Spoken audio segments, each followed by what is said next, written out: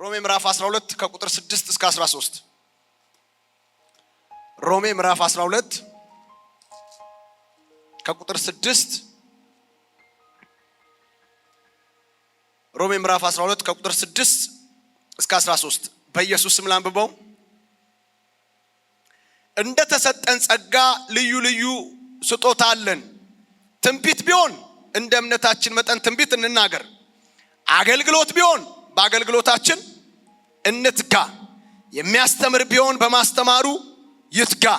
የሚመክር ቢሆን በመምከሩ ይትጋ። የሚሰጥ በልግስና ይስጥ። የሚገዛ በትጋት ይግዛ። የሚምር በደስታ ይማር። ፍቅራችሁ ያለ ግብዝነት ይሁን። ክፉን ነገር ተጸየፉት፣ ከበጎ ነገር ጋር ተባበሩ። በወንድማማች መዋደድ እርስ በርሳችሁ ተዋደዱ። እርስ በርሳችሁ ተከባበሩ። ለሥራ ከመትጋት አትለግሙ። በመንፈስ የምትቃጠሉ ሁኑ። ለጌታ ተገዙ።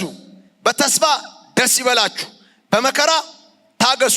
በጸሎት ጽኑ። ቅዱሳንን በሚያስፈልጋቸው እርዱ። እንግዶችን ለመቀበል ትጉ። ኢየሱስ ጌታ። ሃሌሉያ።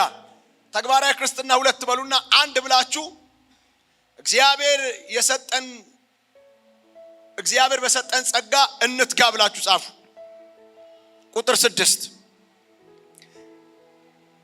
እንደ ተሰጠን ጸጋ ልዩ ልዩ ስጦታ አለን። ትንቢት ቢሆን እንደ እምነታችን መጠን ትንቢት እንናገር። አገልግሎት ቢሆን በአገልግሎታችን እንትጋ። የመጀመሪያው በተግባራዊ ክርስትና ውስጥ ሁለተኛው ክፍል አንደኛ ብላችሁ እግዚአብሔር በሰጠን ጸጋ ምን እንበል? እንትጋ። እግዚአብሔር ምን ሰጥቶናል? ጸጋ። ሃሌሉያ። እግዚአብሔር የሰጠን ጸጋ እኛ ጋር ያስቀመጠው ለሌላው ጥቅም እንዲሆን ነው አይደል? አንቺ ጋር የተቀመጠው ጸጋ ለአንቺ አይደለም። አንተ ጋር የተቀመጠው ጸጋ ለአንተ አይደለም፣ ለሌላው ጥቅም ነው። ለምሳሌ እኔ ጋር የተቀመጠ የትንቢት ጸጋ ለኔ አይደለም። እኔ ጋር የተቀመጠ የትንቢት ጸጋ ለእናንተ ነው። እኔ አሁን ለምሳሌ ስማ የሰራዊት ጌታ እግዚአብሔር እንዲህ ይልሃል ብዬ ለራሴ መልእክት አላመጣም። መልእክቱ ለማን ነው? ለእናንተ ነው። እኔ ጋር ያለው የማስተማር ጸጋ ለኔ አይደለም፣ ለእናንተ ነው። እኔ ጋር ያለው የፈውስ ጸጋም ለኔ አይደለም፣ ለእናንተ ነው። ኢየሱስ ጌታ። ስለዚህ እግዚአብሔር እናንተ ጋር ያስቀመጠውን ጸጋ ለሌሎች ጥቅም ስላስቀመጠ፣ ለቤተ ክርስቲያን ጥቅም ስላስቀመጠ ኢየሱስ ያድናል። እግዚአብሔር በሰጣችሁ ጸጋ የመትጋት ግዴታ አለባችሁ። ለምን? እግዚአብሔር ስፍራ አጥቶ አይደለም እናንተ ጋር ጸጋ ያስቀመጠው። እግዚአብሔር ማስቀመጫ ቦታ ጠፍቶት አይደለም እናንተ ጋር ጸጋ ያስቀመጠው። ወይ ደግሞ እግዚአብሔር አምላክ ተሳስቶ አይደለም እናንተ ጋር ጸጋ ያስቀመጠው። በእናንተ በኩል አልፎ በቤተ ክርስቲያን ላይ የሚሰራው ስራ ስላለ፣ በእናንተ በኩል አልፎ በእያንዳንዱ ሰው ህይወት ላይ የሚቀይረው ነገር ስላለ እግዚአብሔር ምን ሰጥቷችኋል? ጸጋ። ኢየሱስ ያድናል። ምን ማለት ነው? በሌላ ቋንቋ የተሰጣችሁን ጸጋ ለሌላው ጥቅም፣ ለቤተ ክርስቲያን ጥቅም ሳታደርጉት ብታልፉ ነገ ምን ትሉበታላችሁ? ትጠየቁበታላችሁ። ምን አደረግከው ይላል እግዚአብሔር። ምን አደረግሽ ይልሻል እግዚአብሔር። አንቺ ጋር ያስቀመጥኩትን ዘረዘርሽ ወይ? ነገርሽበት ወይ? አተረፍሽበት ወይ ይላል። ኢየሱስ ጌታ። ሃሌሉያ። አደንደ ጌታ ኢየሱስ ምሳሌ ሲሰጥ እኮ ለአንዱ 5 ሰጠ፣ ለአንዱ 2 ሰጠ፣ ለአንዱ 1 ሰጠ አለ። ከዛ ነግዳችሁ አትርፉበት ብሎ ወደ ሌላ ሀገር ሄደ። ተመልሶ ሲመጣ ግን ባለ 5ቱ 10 አድርጓል፣ ባለ 2ቱ 4 አድርጓል፣ ባለ 1ዱ ቀብሮታል። ምንድነው አለ። ባለ 5ቱን 10 ያደረገውን በ10 ከተማ ላይ ተሹመሃል አለው። ባለ 2ቱ 4 ያደረገው ለ4 ከተማ ላይ ተሰጥቷል አለው። ባለ 1ዱ የቀበረው ግን ምን አለ? እኔ ጌታ አንተ ካልዘራበት እንደምታይድ ስላወቁ ፈርቼ ቀብሬዋለሁ አለ። ኦኬ ቀበርከው አለ። ተቀበሉት አለ። ያለውንም ጭምር ተቀበሉት አለና ለባለ 10ሩ ጨምሩለት አለ። ከዛ ነው ጌታ ኢየሱስ ላለው ምን ይለታል አለ? ይጨመርለታል። ብዙ ጊዜ ይህን ጥቅስ ያለ ቦታ ምን ጠቅሰው አንድ ሀብታም የሆነ ሰውዬ በስጋ ሀብታም የሆነ ፎቅ የሰራን ሰውዬ ሌላ ፎቅ ሰራው ሲል ላለው እኮ ይጨመርለታል ይባላል። እንደሱ አይደለም። እሱ ሰርቆ ሊሆን ይችላል፣ አጭበርብሮ ሊሆን ይችላል፣ እሱ ሰው ገሎ ሊሆን ይችላል። ላለው ይጨመርለታል። መንፈሳዊ ነው። ኢየሱስ ያድናል። እግዚአብሔር የሰጣችሁን ነገር በታማኝነት ስትይዙት ይበዛል፣ ይጨምራል። ኢየሱስ ጌታ። ዛሬ ምናልባት እግዚአብሔር ለአንድ ሰው ያምናችኋል፣ ምናልባት እግዚአብሔር ለአምስት ሰው ያምናችኋል፣ ምናልባት እግዚአብሔር ለ10 ሰው ያምናችሁ ይሆናል። እናንተ በተሰጣችሁ 5 ሰው በተሰጣችሁ 2 ሰው ታምናችሁ ስታገለግሉት፣ ታምናችሁ ስትተጉ እግዚአብሔር ነገ 50ውን 50 ሺህ ያደርገዋል። ነገ እግዚአብሔር 100ውን 100 ሺህ ያደርገዋል። ሃሌሉያ! እግዚአብሔር መታመናችንን ይፈልገዋል። ሲበለብጩና አሜን በሉኛ። ይፈልገዋል። ስለዚህ ትጉበት ብሎ ከዛ እያንዳንዱን የአገልግሎት ዘርፍ ደግሞ ምን ይላል ይናገራል። ትንቢት ቢሆን እንደ እምነታችን መጠን ትንቢት ምን እንበል እንናገር። ስለ ትንቢት ጥቂት ልናገር ፈጥናለሁ እሱ ስለሚቀጥል። ትንቢት ቢሆን አለ እንደምኑ መጠን ምንድነው? ትንቢት እንደ እምነት መጠን ነው እንደሚነገረው። ትንቢት ሲጀምር ከእግዚአብሔር ተሰምቶ አይደል እንደሚነገረው አይደል እንዴ? እንግዲህ እዩ ስለ ትንቢት ሲታሰብ 2 ነገር አለ። አንደኛው ትንቢት ምን ነው? ሰው ከጌታ ሰምቶ የሚናገረው የሰራዊት ጌታ እግዚአብሔር እንደዚህ ይለኛል፣ ከመንገድ ፊት እንደዚህ አለ፣ እግዚአብሔር እንደዚህ ይለኛል፣ እንደዚህ አይነት ጉዳዮች አሉ እንዲሆናሉ ብሎ የሚናገረው ከእግዚአብሔር ሰምቶ አንድ የእግዚአብሔር አፍ የሆነ ሰው ደግሞ በአዲስ ኪዳን ምናልባት ሁሉም ሰው ጋር እንዲያነ መልእክት ሊመጣ ይችላል። የእግዚአብሔር በጎች ስለሆነ ደግሞ ድምጼን ይሰማል ስላለ ሊመጣ ይችላል፣ ይናገራል ከእግዚአብሔር ሰምቶ ጌታ ተናግሮኛል ብሎ። ሁለተኛው ግን የኢየሱስ ምስክር የትንቢት መንፈስ ነው ስለሚል መጽሐፍ እያንዳንዱ ሰው ውስጥ የምን መንፈስ አለ? የትንቢት መንፈስ። ኢየሱስ ያድናል። በነገራችን ላይ ትንቢትን መካድ ማለት የትንሣኤውን መንፈስ መካድ ነው። በነገራችን ላይ ትንቢትን መካድ ማለት የኢየሱስ ክርስቶስ መንፈስ መካድ ነው። ቢኮዝ ሃሌሉያ የኢየሱስ ምስክር ራሱ የምን መንፈስ ነው? የትንቢት መንፈስ። ለምሳሌ አንድ ነገር ልንገራችሁ፣ ሌላውን ተውትና ኢየሱስ ተመልሶ ይመጣል አይደል? ይመጣል፣ ተመልሶ ይመጣል እና ትንቢት አይደል እንዴ? መጥቷል እንዴ? ኢየሱስ አልመጣም አይደል? አልተፈጸመም አይደል? ስለዚህ ምንድነው ኢየሱስ ይመጣል ስንል ምን እየተናገርን ነው? ትንቢት አልመጣማ፣ ትንቢት ገና ሊሆን ስላለው አይደል እንዴ? ስለዚህ ትንቢት እኮ ለዚህ ነው መጽሐፍ ቅዱስ የኢየሱስ ምስክር ራሱ የምን መንፈስ ነው? የትንቢት መንፈስ። ሃሌሉያ! ለዛ ነው መጽሐፍ ቅዱስ በግልጥ የጸና የትንቢት ቃል አለን የሚለው። ዋናው የትንቢት ቃል እኮ ይሄ ነው። ትልቁ የትንቢት ቃል ይሄ ነው። ለምሳሌ ኢየሱስ ይመጣል ብሎ ትንቢት የነገረን እኮ ይሄ ነው አይደል እንዴ? ትንቢት ዓለም ይሄን ትመስላለች፣ ሰዎች ራስ ወዳድ ይሆናሉ፣ ማያምኑ ይሆናሉ፣ ለወላጅ ማይታዘዙ ራስ ወዳድ ይሆናሉ ብሎ ትንቢት የነገረን ይሄ ነው። የጸና የምን ቃል አለን? የትንቢት ቃል። ኢየሱስ ያድናል። ስለዚህ ልክ በዚህ ቃል እንደዚህ ቃል በሆነ መልኩ ከዚህ ቃል ጋር ፓራለል ሊሄድ በሚችል ትይዩ ሊሄድ በሚችል መልኩ ሰዎች በውስጣቸው እንደበዛው ጸጋ መጠን በእምነታቸው ልክ ትንቢት ሊናገሩ ይችላሉ። አምነው ሊናገሩ ይችላሉ። ማንም ትንቢት የሚናገር እንደ እምነቱ መጠን ያለው መጽሐፍ ለዚህ ነው። ሃሌሉያ! ለምሳሌ በጌታ በኢየሱስ ስም ያንቺ ሕይወት አይጨልምም ብላት አመኘ ተናገርኩ። በሷ ላይ ያንቺ ሕይወት አይጨልምም ጌታ አላለኝም፣ እኔ ግን ያንቺ ሕይወት አይጨልምም አልኳት። መጽሐፍ ቅዱስ ግን በሰዎች በተለይ በዳኑ ሰዎች ሕይወት ላይ ጨለማ እንደማይሆን ይናገራል። እኔ ከዚህ ቃል ጋር በሚሄድ መልኩ አመኘ በሷ ሕይወት ላይ ይሄን ቃል ብናገር እግዚአብሔር አብሮኝ ይሰራል። ከዛስ እሷ ሕይወት ላይ ሊመጣ ያለውን ጨለማ እግዚአብሔር ይበትነዋል። የተናገርኩት ግን እንደምን መጠን ነው? እንደ እምነቴ። ሃሌሉያ! ኢየሱስ ክርስቶስ ያድናል። ስለዚህ አመንኩ። ስለዚህ ምን አልኩ? ተናገርኩ። አምናችሁ የትንቢትን ቃል ብትናገሩ እግዚአብሔር ከናንተ ጋር አልፎ ያጸናዋል፣ ይሰራዋል። ሰው አላያችሁም እንዴ? ሰው እኮ በብዛት ትንቢት ነው የሚናገረው፣ ግን የጨለማውን ነው እንጂ የሚናገረው። ለምሳሌ እኮ አይሳካልሽም ይላል አይልም? ባትሞክሪ እኮ ነው የሚሻለው፣ አይሳካልሽም ይላል። ምንድነው የተናገረው? ትንቢት እኮ ነው። ገና ጉዳዩ መች ሆነ አልሆነም አይደል እንዴ? ግን ምን እያለ ነው? አይሳካልሽም እያለ ነው አይደል? ምንድነው እየተናገረ ያለው? ትንቢት። የማንን ትንቢት? የጨለማውን ትንቢት። ይሄንን የጨለማ ትንቢት እኔ ደግሞ እንደዚህ መተዋለሁ፣ ይሳካልኛል። አዮ ይሳካልኛልም ስትል ምንድነው? ትንቢት። ሰውየው መጥቶ አይሳካልም ሲል ምንድነው እየነገረ ያለው? አልገባህም እንጂ ትንቢት። ገና ነው ጉዳዩ እኮ አልሆነም ማለት ገና። ለምሳሌ የሆነ ኬዝ ይዘህ ስትሄድ ማለት ነው ይሄ ነገር እንደው አያልቅልህም ባካ አያልቅልህም ሲል ገና ጉዳዩ ፕሮሰስ ላይ ነው አይደል? አያልቅልህም እኮ ብሎ ትንቢት እየተናገረብህ ነው። አየው ካለ መከናወን ጋር ከጭንገፋ ጋር ደግሞ እየሰራ ያለ የምን አይነት መንፈስ ነው? የጨለማ። ስለዚህ አንተ ይሄ ጉዳይ የሚያልቅ አይመስለኝም ሲል በኢየሱስ ስም ያልቃል። ምን ማለት ነው? የተናገረውን ትንቢት በሌላ ትንቢት መታው ማለት ነው። ኢየሱስ ያድናል። ስለዚህ ለዚህ ነው መጽሐፍ ቅዱስ ትንቢት የሚናገር ቢሆን እንደ እምነቱ መጠን ይናገር። ተናገሩ። እንደ እግዚአብሔር ቃል የሆነ ትንቢት ህይወታችሁ ላይ ተናገሩ።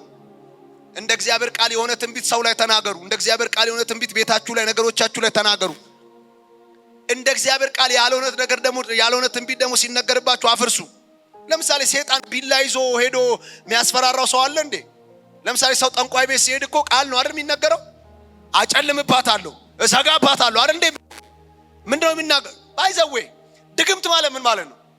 መደጋገም አይደል እንዴ? ለምሳሌ ይሄው ለምሳሌ ይሄ ነገር እንዲሰበር ከሆነ ይሰበር ይሰበር ይሰበር ይሰበር ይሰበር ብሎ ምን ማድረግ? መደጋገም። ከዛስ ይሄንን የሚሰብር መንፈስ መጥራት ማለት ነው። ቀጥሎ ይሄን ቃል ተደጋጋሚ ስጠራው ይሄንን የሚያስፈጽም መንፈስ ይመጣና ምን ያደርገዋል ማለት ነው? ይሰብራዋል። ድግምት ማለት እኮ ያ ነው። የሆነ ቃል ተናግሮ በዛ ቃል ላይ መንፈስ መጥቶ ያንን እንዲያጸና ማድረግ ማለት ነው። ከዛ ሰዎች ይሄንን እየተለማመዱ ሲመጡ በጨለማው ፕሮሰስ ይሆኑና ከዛ በኋላ ይሰበር ሲሉ ይሰበራል፣ ይፍረስ ሲሉ ይፈርሳል። እንደዚህ ይሆናል። ግን በምን መንፈስ? በጨለማው። ኢየሱስ ያድናል። በጌታ በኢየሱስ ስም እግዚአብሔር በሰጠን ጸጋ እንተጋለን። ግዴላችሁም አሜን በሉኝ። እንተጋለን። ማንም ይናገር። አገልግሎት ቢሆን በአገልግሎታችን ምን እንበል? እንትጋ። የሚያስተምርስ በማስተማሩ ምን ይበል? የምታስተምሩ በማስተማር የምትነብዩ በትንቢታችሁ ምን በሉ? ትጉ። የሚመክርስ በመምከሩ። በነገራችን ላይ ከ9 የጸጋ ስጦታዎች ውጪ ሌላ አንድ 6 አካባቢ የጸጋ ስጦታ የምናገኘው እዚህ ነው። 7 አካባቢ አንድ ላይ ወደ 16 አካባቢ ይሆናሉ የጸጋ ስጦታዎችን ስንዘረዝራቸው። ምናቀው ቆሮንቶስ ላይ 12 ላይ ያለው ነው አይደል? ኃይል ትንቢት ምን እንትን ማድረግ ነው። እዚህ ጋር ወደ 7 አለ። አንድ ላይ መምከር የሚባል ጸጋ አለ። የጸጋ ስጦታ እናንተ ተናግራችሁ ማለት የሆነ መድረክ ላይ ቆማችሁ አይደለም ሰው የሚፈወሰው፣ ስትመክሩት ይፈወሳል። ወንድሜ እንዲህ እኮ ብታረግ እንዲህ ብታረግ ሲሉ ሰውየው ምን ይላል? ይድናል። በቃ ይፈወሳል። አያችሁ፣ የምክር ጸጋ ነው እሱ። ሌላው በጣም የሚገርመኝ እዚህ ጋር የሚናገረው የልግስና የሚባል ጸጋ አለ። የመስጠት የሚባል ጸጋ አለ። ዋው! መስጠት ምንድነው? እግዚአብሔር በር ከፍቶ እንዲያነጽ ጸጋ ያላቸውን ሰዎች ይስጠን። አልሰማውም። ይስጠን። ግዴላችሁም አሜን በሉ። ይስጠን። የምን ጸጋ ነው የሚለው? የልግስና ጸጋ ያላችሁ ሰዎች አሉ።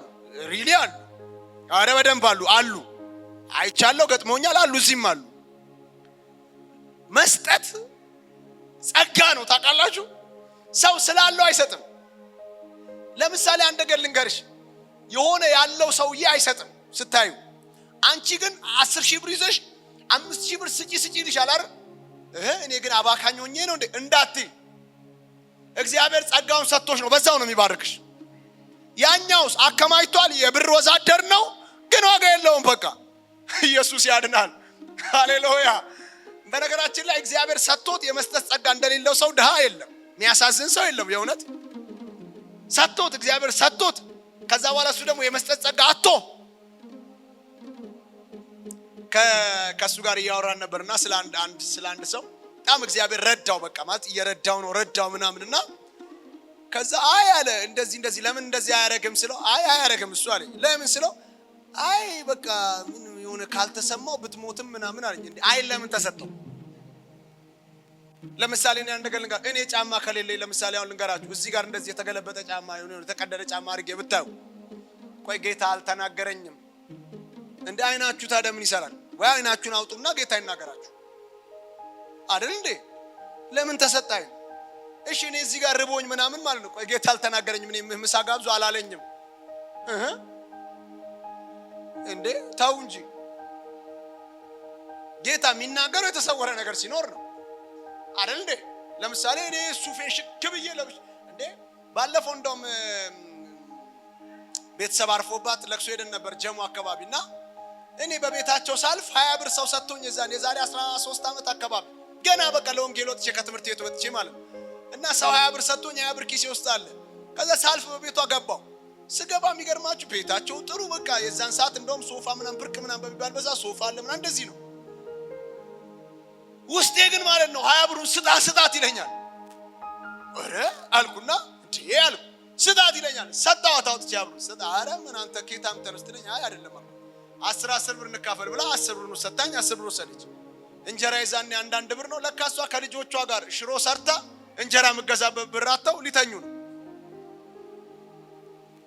እና እኔ ላገባ ሰውን ስልክ ከአንድ አገልጋይ ጋር ሰምታ ላገባ መሆኔን ሰምታ ቦሌ ዛኔ እሷ ሱቅ ከፍታለች። ሌላ ታሪክ ተቀይሯል። ሙሉ የልብስ ስፖንሰር ምናምን እሷ ነች የሆነችው። ኢየሱስ ጌታ። አሁን የዛን ሰዓት ላይ ጌታ ለምን ተናገረኝ? ያለችበት ሁኔታ 10 ብር እንደሰጣ ስለማያደርግ ቤቷ ሙሉ ነው፣ ነገሯ ሙሉ ነው ምናምን እንዲህ ሲሆን ነው ጌታ የሚናገረው። ካልሆነስ ለምሳሌ የራበውን ሰው አይተ ጌታ ምን ይናገራል? ወዴት ይናገራል? አንተ ለምሳሌ የሸሚዝ ሱቅ አለክ። እኔ ሸሚዜን 4 እንደዚህ አስገልብጬዋለሁ እና ጌታ ሸሚዝ ስጠው ብሎ ይናገር? በተገለጠ ነገር ላይ ምን አያስፈልግም? መገለጥ አያስፈልግም። ባልተገለጠ ነገር ላይ ነው መገለጥ የሚያስፈልገው። ስለዚህ እምሰጡ ሰዎች የመስጠት ጸጋ ያላችሁ የልግስና ጸጋ ያላችሁ ሰዎች አሜን በሉ ይብዛላችሁ። ዘመናችሁ ራሱ በመስጠት ይለቅ። መጽሐፍ ቅዱስም ሲናገር ከሚቀበል ይልቅ የሚሰጥ ምንድነው? ብፁዕ ነው።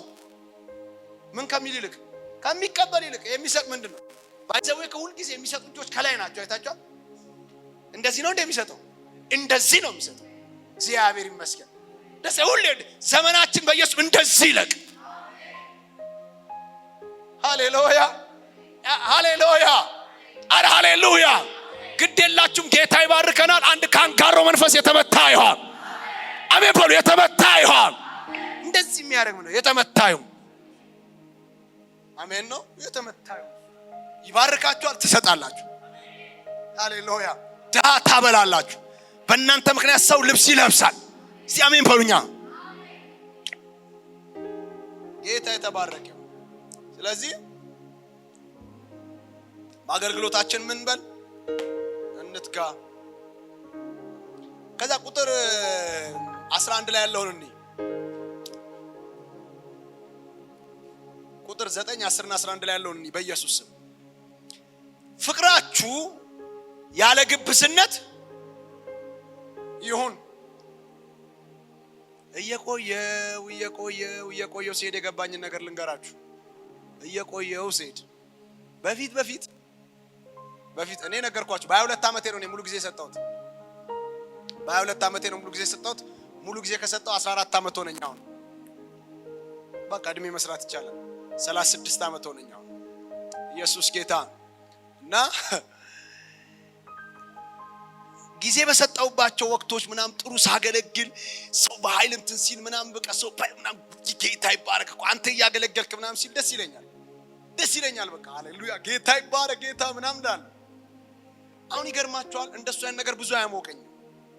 አሁን ሰው እንዲያቀልኝ የምፈልገው እንደምወደው እማገለግላችሁ ስለምወዳችሁ እንደሆነ እንድታቁልኝ ነው የምፈልገው። ከእናንተ ጋር ዋጋ ከከፈልኩ ዋጋ የምከፍለው ስለምወዳችሁ እንደሆነ ብቻ እንድታቁልኝ ነው የምፈልገው። አሁን ከምትሉት ጸጋ በዘለለ በቃ ለእናንተ የፍቅር ልብ እንዳለኝ በጌታ ፍቅር እንደምወዳችሁ እንድታቁልኝ። ይሄን ካወቃችሁልኝ በቃ አንድ ሰክሰስ እንደሆነ ነው ማምነው።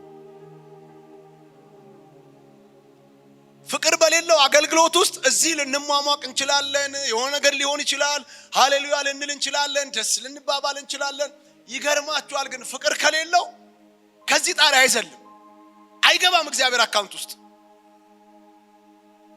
አይሄድም የትም። ኢየሱስ ጌታ። ስለዚህ እኔ አንድ ነገር ልንገራችሁ። ለምን እንደማገለግላችሁ ታውቃላችሁ? ስለምወዳችሁ። ጌታን ራሱ ለምን እንደማገለግል ታውቃላችሁ? ጌታን ስለምወደው። ቅድም ለሱ እያልኩት ነበር። አይ ቆይ ግን እኛው ቻሌንጅ በዛ አገልግሎት ውስጥ እንትን በዛ እንላለን እንጂ አልኩት።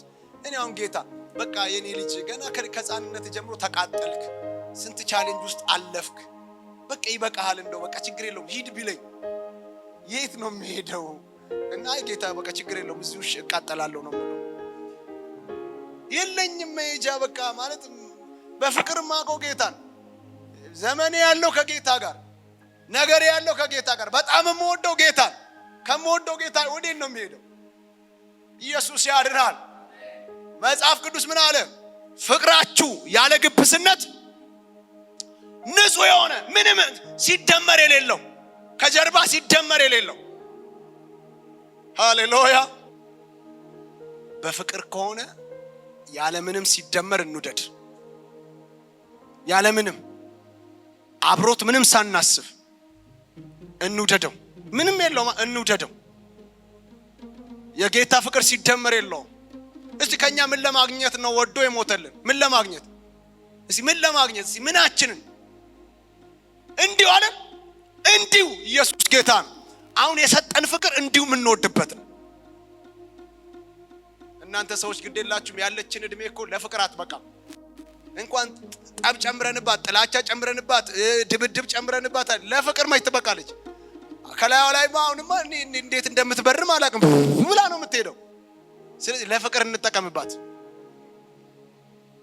ውደዱ። በቃ ዝም ብላችሁ ወጪ ያለው ወጪ ያለው ሰው ስንወዳው ወጪ ያለው የለው። በቃ ውደዱ። እስቲ ልባችሁን ከፈት አድርጉና ሰዎችን ውደዷቸው። እንደምትወዷቸው ይወቁ ሰዎች። እሺ፣ ከምንም በላይ እንደምትወዷቸው ይወቁ። ሃሌሉያ። ኢየሱስ ጌታ። ትላንት እንዳጋጣሚ አንዲት እህት ደወለችና የእግዚአብሔር ሰው አለች፣ ለምን እኖራለሁ እኔ አለች። ምን ነው እንዴ ቢያንስ አልኳት፣ እኔ እፈልግሻለሁ፣ እኔ እፈልግሽ ተዋም ጌታ ምናምን እንታ ያልኳት። ጌታ አንተ የሱ ቁጥር ውስጥ የሚገባም አይደለም አልኳት። ራሱን አሳልፎ እሱ እዚህ ውስጥ የሚገባ ማለት እኔ እፈልግሻለሁ። ይገርምሻል ሳይሽ እንዴት እንደምጽናና እንዴት እንደምደሰት በመኖርሽ እንዴት ደስ እንደሚለኝ። አንቺ እኮ ፈገግታዬ ነሽ። ይሄን ነው የምትሄጂው። አብረን የጀመርነው ኑሮ አብረን ነው የምንጨርሰው። እንዴ ሃሌሉያ። ሰዎች እንደምትወዷቸው ይወቁ። ወዷቸው አብራቸው እንደምትኖሩ ይወቁ። እኔ በጣም ይገርመኛል። ከሞተ በኋላ ምን ያደርግልኛል? ከሞትኩ በኋላ እኔ እወደው ምን ያደርግልኛል? ከወደው ነበረ ምን እወዳለሁ በሉኝ። አሁን አትወዱኝም? እስቲ እንወዳለን በሉ አንዴ። ግድ የለም እስቲ በሉ እስቲ። ሚጮው ነገር ካለ ይጩ እስቲ በሉ እስቲ። ግለጡ፣ ፍቅራችሁ እንደዚህ ግለጡ ለሰዎች ለወዳጆቻችሁ። እንደምትወዷቸው ብዙ ሰዎች አያውቁም። ታውቃላችሁ አይደል? አያውቁም። እና ሰይጣን ይመጣል። የሚወድሽ እኮ የለም፣ የሚፈልግሽ የለም። ለምን እንደምትኖሪ ብሎ ስንት ሰው እየወደዳት ያስለቅሳታል። ግን እኮ ይገርማችኋል፣ እሷ ሳትኖር የሚደብራቸው ሰዎች አሉ። እሷ ሳትኖር እኮ መኖሯ የሚፈልጉ አሉ። ምን አለ መጠገር ብትፈጥር የሚሉ አሉ። ግንስ ለእሷ አይሏትም። ዝም ብለው ነው የሚኖሩት አብሯት። ከዛ ሰይጣን ግን ይመጣና እሱ ደግሞ በማውራት የተካነ ነው፣ ያወራታል። እሱ ግን የሚፈልግሽ የለም እንትን የለ ይላል። ኢየሱስ ጌታ። ግድ የላችሁም ተዋደዱ። ግድ የላችሁ። ወደ ላይ የሚገባው ትልቁ አገልግሎት ፍቅር ነው። ኢየሱስ ያድናል። ግን በቃ አንድ ዕዳ አለብን። የምን ዕዳ? የፍቅር ዕዳ። ለእናንተ ሰዎች የገባንበት መንግስት እኮ የፍቅር መንግስት ነው የሚባለው። መንግስቱ ራሱ የምን መንግስት ነው እንዴ? ለምሳሌ ሰው በጎሪጥ ይተያያል፣ አብሮ ያገለግላል። በጎሪጥ ይተያያል፣ አንድ ቸርች ነው። ኧረ ተው። ሃሌሉያ። እኔ አንድ ነገር በደንብ አስረግጬ ልንገራችሁ። እዚህ ላይ እወዳችኋለሁ። ምን ነው በደንብ ነው የምወዳችሁ። ይገርማችኋል። በየጊዜው ላገለግላችሁ ወደ 28 ኪሎ ሜትር ምናምን ነድቼ ስመጣ ስለምወዳችሁ፣ እዚህ ሰፈር ያለው ስለምወዳችሁ። በቃ አንድ ቁጭ ያደረገኝ ከጌታ በታች የእናንተ ፍቅር ነው። እወዳችኋለሁ። በቃ ቁርጣችሁን ወቁ። እወዳችኋለሁ። ሃሌሉያ ሃሌሉያ ሃሌሉያ። ፍቅር እኮ አለ የበደልን ብዛት ምን አይቆጥርም፣ ይታገሳል፣ ቸርነት ያደርጋል። ፕሊስ እሺ። ማለት ቀላል አይደለም ማወራው ነገር፣ ሲምፕል ነው ስናወራው፣ ቀላል አይደለም። ግን ጌታን ጠይቁትማ። እኔ ጌታ ሰጥቶኝ ነው ባይዘው ሰጠኝ፣ ጠይቄው ነው የሰጠኝ። በሰዎች ልቤ ሲያዝ፣ በጣም ሰዎች ሲሰብሩኝ፣ ሲያሳዝኑኝ ምናምን በቃ በለቅሶ በእንባ በቃ አውጣልኝ የፍቅር ልብ ስጠኝ ብዬ ሰጥቶኝ ነው። እና እኔ አሁን ለጊዜው አንድ ሰው ልቀየመው እችላለሁ፣ ልጣላው ምናምን ልጨቃጨቀው እችላለሁ። ዞር ካልኩበት ሰዓት ጀምሮ ግን ማለት የሱ ፍቅር እንጂ የሱ በደል ትዝ አይለኝም። ይሄ በጌታ ፊት ቆሜ ነው የምላችሁ። ይናፍቀኛል ምን እንደዚህ ነኝ። ሃሌሉያ። ጌታን ስጠኝ በሉት። እንዲያን ነገር ይስጠን። ከዛ ለበረከት ኢየሱስ ጌታ የፍቅር የሚባል ጸጋ አለ ያብዛልን። አሜን። በነገራችን ላይ ማትወዱትን ሰው ብታገለግሉትስ ምን ያደርጋል? ጌታ ቀጥሎ ሞተልን፣ የዘላለም ሕይወት ሰጠን፣ ምናምን ብዙ ነገር አደረገልን አይደል? ግን ይሄን ሁሉ ያደረገው ስለምንድን ነው? ስለ ፍቅር። እዚህ ላይ አልጨምርባችሁም። ለጌታ ክብር ስጡልኝ። ሃሌሉያ።